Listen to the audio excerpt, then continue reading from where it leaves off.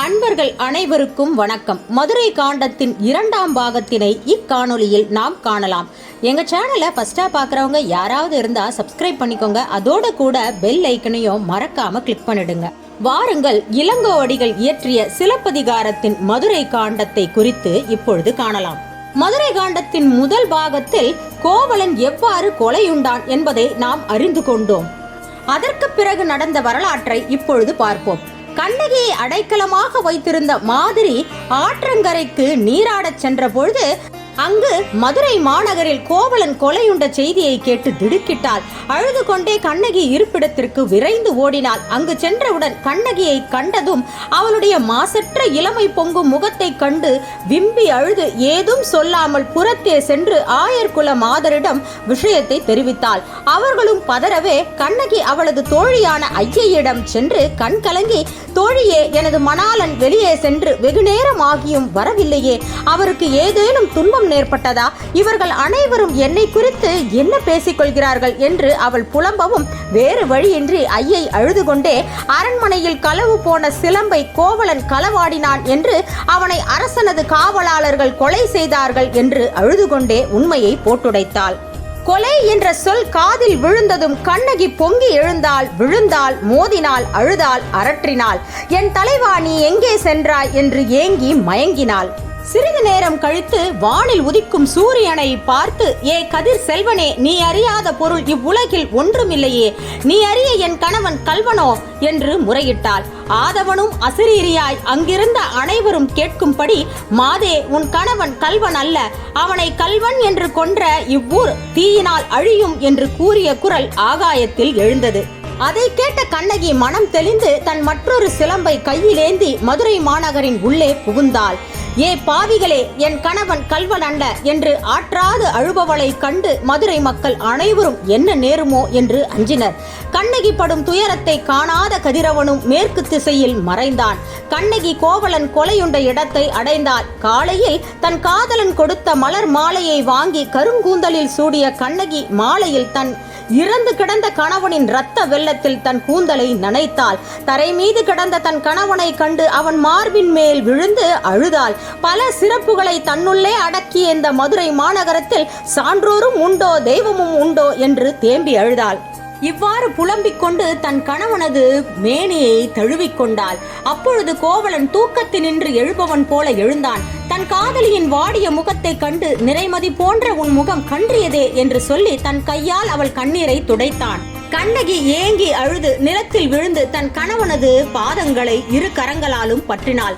கோவலன் கொல்லாத உடம்பை விட்டு நல்லார் வாழும் மேலுலகம் புகுவதற்கு எழுந்து தெய்வ ஒளியோடு மேலுலகம் சென்றான். இதை கண்ட கண்ணகி, இது என்ன மாயமோ என்று ஏங்கி மயங்கி நின்றார். அப்பொழுது மதுரை மாநகர் மன்னவன் தன் கணவனை கல்வன் என்று பழி சுமத்திய தீமையை நினைத்தாள். தன் காதலனை உலகோர் அறிய குற்றமற்றவன் என்று நிரூபிக்க விரும்பினாள். இதற்கெல்லாம் காரணமாகிய அந்த தீய வேந்தனை கண்டு நியாயம் கேட்பேன் என்று சொல்லி எழுந்தாள். அவள் கண்களில் கண்ணீர் நிறைந்தது. கண்ணீரை துடைத்து கொண்டு அரசனது அரண்மனை நோக்கி சென்றாள். அதே சமயம் அரசனது அரண்மனையில் பாண்டிமாதேவி ஒரு தீக்கனவை கண்டாள். அரசனது செங்கோலும் வெண்குடையும் கீழே விழுவது போலவும், இறைவனது கொற்ற வாயிலில் கட்டிய அசையாமணி நடுங்குவது போலவும், வானம் முழுவதும் ஒரே மின்னலாய் மின்னுவது போலவும், பகற்பொழுதில் விண்மீன்கள் உதிர்ந்து விழுவது போலவும், 4 திசைகளும் அதிரும்புவது போலவும் கனவு கண்டு அத்தீக்கனவினால் பெருந்துன்பம் விளையும் என்பதை பயந்து அரசனிடம் சென்று தேவி தன் கனவினை சொல்லிக் கொண்டிருந்தாள். அரசனும் அரியாசனத்தில் அமர்ந்து அரசமாதேவி சொல்லிய கனவினை கவனமாக கேட்டுக்கொண்டிருந்தான். அப்பொழுது அரண்மனை வாயிலில் கற்புடைய தெய்வமான கண்ணகி வந்து நின்று காவலாளனிடம், ஏ வாயில் காப்பவனே, ஒற்றை சிலம்பை கையிலேந்தி கணவனை இழந்த ஒரு மாது அரண்மனை வாயிலில் நிற்கின்றாள் என்று உன் அரசனிடம் அறிவிப்பாயாக என்று கூறினாள். காவலாளனும் அரசனிடம் சென்று முறையாக தான் கண்ட காட்சியை அறிவித்தான். அரசனும் அப்பெண்ணை உள்ளே அழைத்து வரும்படி ஆணை செய்தான். கற்பெனும் தெய்வம் அரசன் கண்ணெதிரே வந்து நின்றது. அப்பொழுது கண்ணகியின் உடல் முழுவதும் தூசி படிந்திருந்தது. அவள் கருங்கூந்தல் விரிந்து கிடந்தது. கண்ணீர் தாரை தாரையாய் வடிந்தது. இக்கோலத்தை கண்ட அரசன் மனம் கலங்கி, வந்து நிற்கும் மாதே, நீ யார் என்றான். அதற்கு கண்ணகி, தேரா மன்னா, கன்றை இழந்து அலறிய பசுவின் துயர் பொறுக்க மாட்டாமல் தன் மைந்தன் என்றும் பாராமல் ஒரு மைந்தனே தன் குலத்துக்கு உள்ளான் என்பதையும் உணராமல் அறநெறியே பெரிதாக எண்ணி தன் அருந்தவ மைந்தன் மேல் தேர்காலை செலுத்திய அரசனது புகழ் அமைந்த புகார் நகரமே எனது ஊராகும். அத்தகைய புகழ்பெற்ற ஊரில் சிறப்பு வாய்ந்த மாசாத்துவானுக்கு மகனாக பிறந்து பொற்சிலம்பு விற்று வர ஊழ்வினை பயனால் உன்னகர் புகுந்து இங்கு கொலைக்களம் பட்ட கோவலன் மனைவியே நான். கண்ணகி என்பது என் பெயர் என்றாள். இதை கேட்ட மன்னன், பெண்ணே, கல்வனை கொல்லுதல் கொடுங்கோல் அன்று, அது நீதிமுறையே ஆகும் என்று மொழிந்தான். இதை கேட்ட கண்ணகியின் உள்ளத்தில் கடுஞ்சினம் மூண்டது.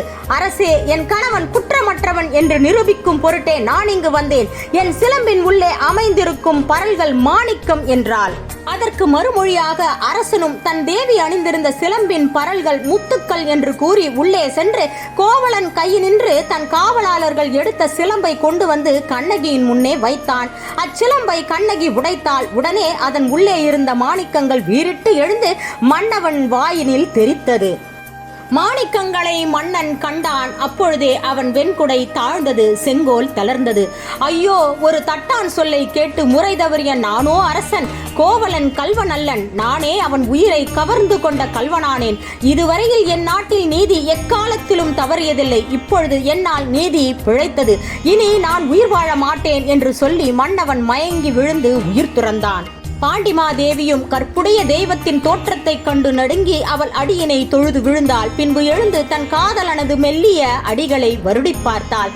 அவன் ஆவி அகன்றதை அறிந்தாள். காதலன் இறந்த கடுந்துயர் பொறுக்காமல் தன் உயிர் கொண்டு அவன் உயிரை தேடுபவள் போல அரசமாதேவியும் உயிர் துறந்தாள். அரசன் இறந்ததோடு அமைதியுறாமல் இந்த மதுரை மாநகரத்தை ஒழிப்பேன் என்று சபதம் செய்து தன் அணிகலன் ஒன்றினை எடுத்து அந்நகரின் மேல் எரிந்தாள். அப்பொழுது அக்னி தெய்வம் அவள் முன்பு தோன்றி, உனக்கு தீங்கிழைத்த இவ்வூரை தீயால் அழிக்கும்படி முன்னரே ஒரு ஏவல் பெற்றுள்ளேன். அவ்வாறே இப்பொழுது தீயிடப் போகின்றேன். இந்நகரில் யாரை காக்க வேண்டும், யாரை அழிக்க வேண்டும் என்று உனது கருத்தை அறிந்து போவதற்கே வந்தேன் என்று கூறினார் அக்னி தேவன். அதற்கு கண்ணகியும், படித்தவரும் அறத்தினை உடையவரும் பசு பத்தினி பெண்டிர் மூத்தவர்கள் குழந்தைகள் இன்னும் இவரை கைவிட்டு மற்றவர்கள் பக்கமே சேர்க என்று ஏவினாள். உடனே மாட மதுரையில் நெருப்பும் புகையும் சூழ்ந்தது. அந்நகரை காத்து வந்த 4 திக்குகளிலும் இருந்த காவல் தெய்வங்கள் அகன்று போயின. வருண பூதங்கள் 4 மதுரையை விட்டு சென்றன. அதன் பிறகு மதுரை மாநகரம் இலங்கையைப் போல எரியுண்டு அழிந்து ஒழிந்தது. கண்ணகி ஏவிய நெருப்பு அறத்தினை உடையவர்கள் பக்கம் அணுகவே இல்லை. இவ்வாறு மதுரை மாநகரம் பாழ்பட்டது. அப்பொழுது மதுரையின் காவல் தெய்வமான மீனாட்சி அம்மை கற்பின் தெய்வமான கண்ணகியின் முன்னே தோன்றினாள். மீனாட்சி அம்மை கண்ணகியை நோக்கி, கண்ணகியே, நான் இந்நகரில் உறையும் தெய்வமான மீனாட்சி ஆவேன். உன்னிடம் சில உண்மைகளை கூற வந்தேன். இம்மதுரை மாநகரத்தை முன்பு ஆண்ட பாண்டியர் எவரும் கொடுங்கோன் மன்னர் அல்ல. இப்பொழுது அரசாண்ட நெடுஞ்செழியனும் செங்கோல் மன்னனே ஆவான். ஆயினும் இத்தீமை நேர்ந்த வரலாற்றை கூறுகின்றேன் கேள். முன்னொரு காலத்தில் கலிங்க நாட்டில் உள்ள சிங்கபுரம் என்னும் நகரத்தை வசு என்னும் ஒரு அரசன் ஆண்டு வந்தான். அப்பொழுது கபிலபுரம் என்னும் நகரத்தை குமரன் என்னும் பெயருடைய அரசனும் ஆண்டு வந்தான். இவ்விரு அரசரும் தம்முள் மாறுபட்டு ஒருவரை ஒருவர் வெல்ல கருதி இருந்தார்கள். அப்பொழுது சிங்கபுரத்து கடை தெருவில் வணிக முறையில் பண்டம் விற்று கொண்டிருந்த ஒரு வணிகனை அரசனுடைய ஒற்றன் என்று தவறாக எண்ணி அந்த நகரத்து காவலனான பரதன் என்பவன் அவனை அரசன் முன்னே பிடித்து கொண்டு போய் அவன் ஆணைப்படி கொலை செய்து விட்டான். அப்பொழுது அவ்வணிகனின் மனைவியாகிய நீலி என்பவள் ஆறா துயரமடைந்து 14 தினங்களாய் பல இடங்களிலும் அலைந்து திரிந்து பின் ஒரு மலை மீதேறி தன் உயிரை மாய்த்து கொள்ள எண்ணினாள். அவ்வாறு தன் உயிரை விடு முன், எனக்கும் என் கணவருக்கும் இப்பிறப்பில் துன்பம் செய்தோர் மறுபிறப்பில் எம்மை போலவே துயரமடைவார்களாக என்று சாபம் செய்து இறந்தாள். அப்பரதன் இப்பிறப்பில் கோவலனாய் பிறந்தான். ஆதலால் நீயும் உன் காதலனும் இத்துன்பம் அடைந்தீர்கள். இன்னும் 14 தினங்கள் கழிந்த பின்னர் நீ உன் கணவனை கண்டு மகிழ்வாய் என்று சொல்லி மறைந்தாள் மீனாட்சி. அதன் பின்னர் கண்ணகி மதுரையை விட்டு நீங்கி வைகை ஆற்றின் கரை வழியே மேற்கு திசையை நோக்கி சென்று மலை நாட்டை அடைந்து அங்கு திருச்செங்குன்று என்னும் மலை மீது ஏறி ஒரு வேங்கை மரத்தின் நிழலில் வந்து நின்றாள். அங்கு தேவர்கள் பூமாரி பொழிய ஆகாயத்தினின்றும் அழகிய விமானம் கீழே இறங்க அவ்விமானத்தில் தெய்வ வடிவோடு கோவலனும் இருக்க கண்ணகி அதை நோக்கி அவள் மகிழ்ச்சியோடு அவ்விமானத்திலே ஏறி விண்ணுலகத்தை அடைந்தாள். இத்துடன் மதுரை காண்டத்தின் 2ஆம் பாகம் முடிவடைந்தது. இந்த வீடியோ குறித்து ஏதேனும் கருத்துகள் இருந்தா கமெண்ட் செக்ஷன்ல மென்ஷன் பண்ண மறந்துடாதீங்க. எங்க சேனலை யாராவது ஃபர்ஸ்டா பார்த்தா சப்ஸ்கிரைப் பண்ணிக்கோங்க. அதோட கூட பெல் ஐக்கனையும் மறக்காம கிளிக் பண்ணிடுங்க. பல ஆன்மீக அன்பர்களின் கோரிக்கையின் பேரில் நாங்கள் இவ்வருடம் மே மாதம் முதல் அயோத்தி ராம ஜென்ம பூமிக்கு 2 நாள் சுற்றுலா அழைத்து செல்ல உள்ளோம். முன்பதிவு செய்ய விரும்புவோர் இந்த எண்ணிற்கு தொடர்பு கொள்ளுங்கள். இதற்கான விரிவான காணொளி டிஸ்கிரிப்ஷன் லிங்கில் கொடுக்கப்பட்டுள்ளது. வாருங்கள் அயோத்திக்கு ஸ்ரீராமபிரானின் அருளை பெறுவதற்கு. ஜெய் ஸ்ரீராம். அடுத்த ஒரு திவ்ய வரலாற்றில் உங்களை சந்திக்கிறேன். அதுவரை உங்களிடமிருந்து விடைபெறுகிறேன். நன்றி, வணக்கம்.